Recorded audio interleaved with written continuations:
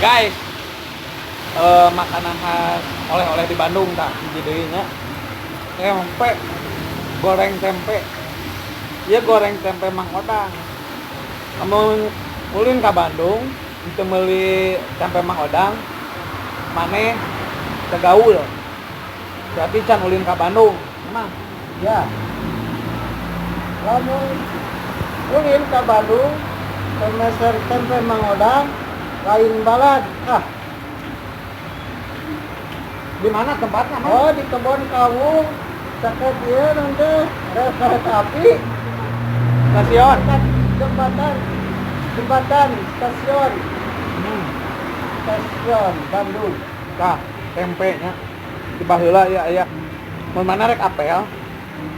Kakak Bogor. Kolotna bawakeun tempe.